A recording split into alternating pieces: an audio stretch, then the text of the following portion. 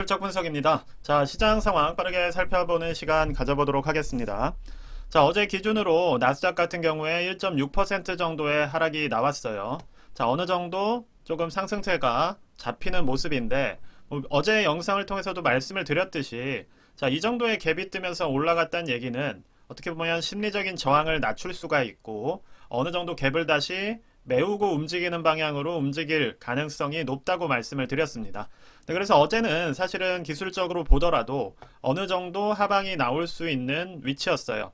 자, 그런데 이제 뉴스들은 어디에 초점을 두고 있냐면 이제 고용 보고서를 이유로 하방을 계속 얘기를 하고 있습니다. 자, 어떻게 보면 이게 눈속임, 어떻게 보면 그냥 갭 상승 이후에 나온 하락일 수 있는데도 상당히 많은 의미들을 부여를 하고 있는 상황이에요. 그래서 그게 어떤 내용인지 조금 살펴보는 시간도 가져보도록 하겠습니다. 자, 그런데 최근에 이제 시장에 투자하시는 분들은 느끼겠지만 무슨 전망만 수십 개예요. 전망만 수십 가지다 보니까 미국 내 전문가들도 의견이 다 다릅니다. 고용이 호조여서 어떻게 보면 인플레를 자극을 할 것이고 그것이 어떻게 보면 다시 금리 인상을 부를 것이다 보는 사람도 있고 고용이 호조인데 인플레가 잡히면서 연착륙 가능성이 높아지고 있다. 이렇게 말씀을 하시는 분들도 있어요. 오히려 여러 가지 전망에서 되게 다양한 시나리오들을 이야기하는 분들이 많아지고 있습니다. 하반기에 폭락이 온다는 분들도 있고, 상반기부터 모든 위험성이 사라졌다, 랠리가 올 것이다, 얘기하시는 분들도 있어요. 이분들이 다 각자 공부도 잘 하시고, 주식도 오래 하신 분들일 텐데, 왜 이렇게 많은 전망들이 달라지냐면, 결과적으로 제가 강조를 드렸듯이, 지표 자체가 어떻게 보면 모순적이면서도 긍정적으로 작용을 하고 있기 때문이에요. 즉, 우리가 일반적으로 생각을 할 때는 인플레를 잡기 위해서 금리를 올리면 시장이 침체에 빠지는 게 맞는데 지금은 말씀드린 것처럼 고용보고서에서도 나왔듯이 어느 정도 침체 방향이 아니라 고용 쪽에서의 호조가 나오고 있고 반대로 인플레는 어느 정도 안정되는 흐름이 나오고 있기 때문에 이러한 수십 가지 전망이 나오고 있는 거라고 생각을 합니다. 자, 그럼 우리가 이거에 대해서 어떻게 활용을 하고 대응을 해야 되느냐? 즉, 먼저 예측하기보다는 그러한 지표들에 따라서 시장이 반응하는 추세를 그냥 추종하는 게 저는 가장 적확한 대응이라고 생각을 해요. 그래서 우리가 굳이 추세가 무너졌는데 최악의 시나리오대로 지금 매도를 한다거나 지금 추세가 무너진 게 아니잖아요. 그쵸? 추세가 살아있는 상황이기 때문에 이게 꺾일 때 저 같은 경우는 이때 들어갔기 때문에 수익 실현을 하시면 되는 것이고 만약에 지금 들어가신 분들이 있다면 포지션 잡기가 어렵겠죠. 그러니까 일찍 1월 중순 초부터 12월 말부터 매수를 해야 된다고 말씀드렸던 이유고 지금 들어가신 분들은 당연히 포지션 잡고 대응하기가 어려운 겁니다. 그건 당연한 거예요. 그거는 그러한 시기에 들어갔기 때문에 어떻게 저 같은 경우도 지금 들어간다고 하면 포지션 예측을 하기가 상당히 어려운 겁니다.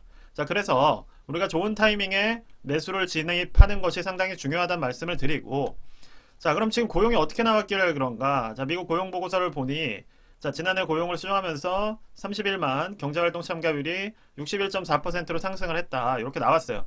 자, 어떻게 보면 우리가 항상 문장만 봐서는 안 된다고 생각을 해요. 이면의 의미를 생각해야 된다. 전문가들이 어떻게 얘기하는지 모르겠지만 자, 제가 생각하기에는 이 자체가 그렇게 지금 경기가 좋다는 것으로 보이진 않아요. 자, 이전 같은 경우는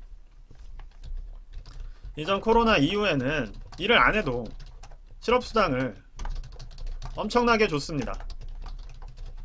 그런데 이제 어쨌든 정부에서 양적으로 긴축이 가고 있기 때문에 사실상 경제활동 참가율은 당연히 높아질 수밖에 없어요.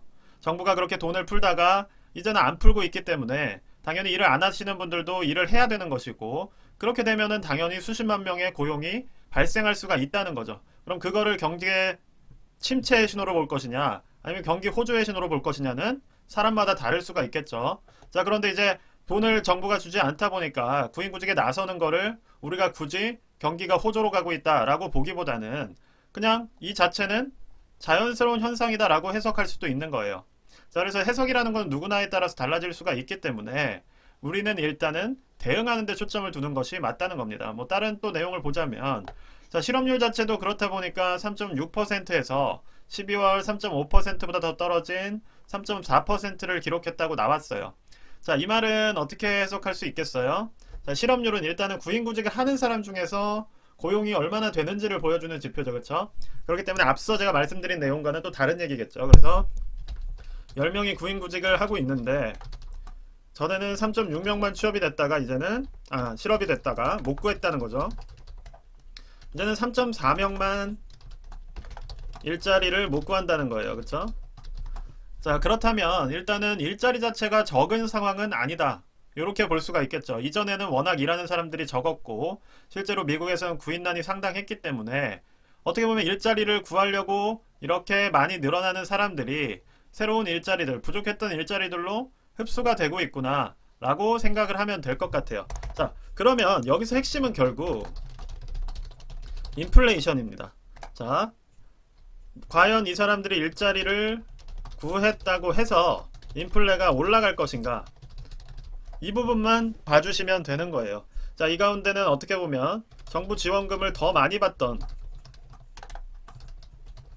분도 있을 것이고, 그쵸? 자산 가치 상승과 지원금으로 차도 사고 집도 사던 분도 있을 거예요. 그런데 지금 이런 분들이 일자리를 구하려고 구인구직 시장에 나왔다고 해서 자, 이전 같은 인플레가 나올 것인가, 이게 핵심이라는 겁니다. 이러한 중첩된 상황에서 결국 인플레이션이 자극을 받는다면 금리는 조금 더 올라가고 주식은 당연히 조정을 받겠죠. 그런데 인플레가 나오지 않는다면 지금 같은 어떻게 보면 애매한 구간에서의 상승도 이어질 수가 있다는 거예요. 그래서 지금은 어떻게 보면 단기적으로는 지표 자체가 상방에 있어서 또 조정이 나올 수가 있겠지만 이게 다시 예전처럼 이렇게 하방을 찍어버리는 하락으로 이어질지는 결국 우리가 인플레이션에만 집중하면 된다는 겁니다. 자, 고용이 어떻고 뭐가 어떻고 지금 제가 설명드린 것처럼 이건 해석하기 나름인 것이고, 우리가 이러한 메커니즘을 통해서 결과적으로 핵심적인 거는 금리가 튀어오르느냐를, 인플레이션이 튀어오르느냐를 집중하면 되는 거예요. 자, 그런 측면에서 봤을 때 자, 석유 가격은 여전히 하방을 그리고 있다는 게 상당히 긍정적입니다. 자, 고용에 대한 불안으로 인해서 달러 가치가 올라가서 그렇다고 하는데, 자, 달러 가치가 올라가서 석유값이 싸지더라도 결국 미국 내 인플레이션은 잡히는 거예요. 그쵸? 자, 미국 달러 가치가 올라가면 갈수록 중국이나 베트남이나 인도나 한국이나 일본이나 들어오는 물건값은 더 싸지겠죠. 그쵸? 물건값은 싸지다 보니까 미국이 지난 20년 동안 중국 등을 활용해서 엄청난 디플레이션 상황을 유지를 하면서도 돈을 풀었던 것이고, 최근에 뭐 IRA 같은 것들을 만들어서 단순히 인플레를 잡는 걸 떠나서 고용까지도 확보하려는 모습을 만들어내고 있어요. 실제로 그냥 우리 미국 내에서 생산해서 미국 내에서 팔아라, 지금 이러한 상황입니다. 자, 그렇기 때문에 미국의 경기가 더 좋아질 수도 있겠죠. 왜냐하면 최대의 소비 시장이고 기축통화를 생산하는 국가이기 때문에. 자, 그래서 우리가 단순히 지금 금리, 뭐 고용, 인플레이션을 그냥 너무 등가교환식의 흐름으로만 인식을 하기보다는 어느 정도는 중간의 메커니즘이 너무 복잡하기 때문에, 제가 말씀드린 건 이거예요. 제가 이거를 다 분석할 수 있다 이게 아니라 이 안에서 지금 움직이고 맞물리고 뭐 정부의 정책 뭐 이런 것들이 너무나도 복잡하기 때문에 결과적으로 우리는 산출치에만 집중을 하자 이거예요. 인플레가 그래서 잡히냐.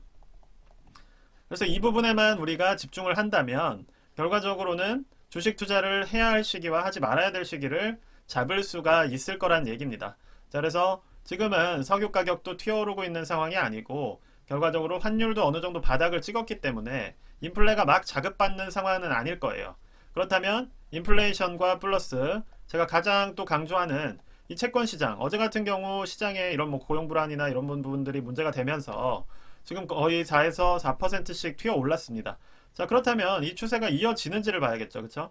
당장 우리가 깜짝 놀라서 팔기보다는 지금 50일 저항선에 닿아 있기 때문에 기존에 유지되던 채권의 하방 추세가 어제 일시적으로 튀어 오른 것인지 뭐 뚫고서 이렇게 가는 것인지 이 부분을 지켜본다면 충분히 요런 과정에서 우리가 탈출하거나 진입할 타이밍을 잡을 수가 있다는 거예요. 자, 그런데 이제 안타깝게도 여기서 이제 뭐 세배 레버리지라던가 뭐 이런 쪽에 들어가셨던 분들은 이 탈출 타이밍을 잡기가 어려운 게 문제입니다. 왜냐? 하루 자고 일어났더니 다시 15%가 빠져 있어요. 그쵸? 자, 이렇게 돼버리면 결과적으로 내가 20% 아니면 뭐 13% 이렇게 이익을 보고 있던 상황이어도 단 하루 만에 탈출 타이밍을 놓치기 때문에 물려버리는 상황들이 많이 생긴다는 겁니다. 그래서 지금같이 조금 불확실한 장세에서는 그냥 실적이 좋고 튼튼한 기업 같은 거를 들어가 있다면, 제가 말씀드렸듯이 지수가 인플레든 고용이든 아니면 채권 시장이든에 의해서 조정을 어느 정도 받는 흐름으로 움직이더라도 초기 한 3, 4일 동안에 충분히 탈출하거나 진입할 수 있는 기회가 제공이 된다는 거예요.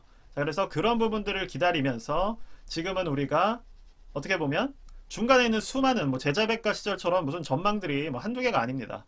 뭐 유튜브 썸네일만 따로 분류를 해봐도 수십 가지는 될 것 같아요. 그래서 뭐 누구는 폭등이다, 누구는 하방이다, 뭐 누구는 조정이다, 뭐 너무나도 많은 분석들이 있기 때문에 지금은 그런 것들에 일희일비할 때가 아니라 결과적으로 우리가 핵심적으로 보는 가치, 제가 제 영상을 보시는 분들한테 강조드리는 두 가지, 즉 지금 물가가 그래서 잡히느냐, 그리고 채권 시장이 하방 추세인가, 자, 이 두 가지만 계속해서 모니터링 하면서 우리가 대응을 한다면 충분히 투자를 이어갈 수가 있다는 거예요. 그래서 지금 어제 하루의 움직임은 하루의 움직임인 거죠. 그렇죠? 하루 만에 추세가 잡히진 않기 때문에 저 역시도 계속해서 홀딩하면서 지켜볼 생각입니다. 자, 제가 이제 최근에 추천드렸던 종목 같은 경우는, 제가 매수한 종목 같은 경우는 어제도 뭐 9% 가까이 올랐다가 뭐 지금 한 4% 정도로 마무리했어요. 자, 그래서 결과적으로 개별주, 좋은 위치에 있는 주식들은 힘을 낼 수가 있기 때문에 여러분들께서 너무 지금은 많은 얘기, 많은 의견에 휩쓸리시지 않는 게 가장 중요할 것 같다. 이렇게 이제 어제 시장을 조금 총평을 해드리면서 영상을 마무리하도록 하겠습니다. 네, 오늘 영상이 여기까지만 말씀드리도록 하겠고요. 영상이 도움이 되셨으면 구독과 좋아요 부탁드립니다. 감사합니다.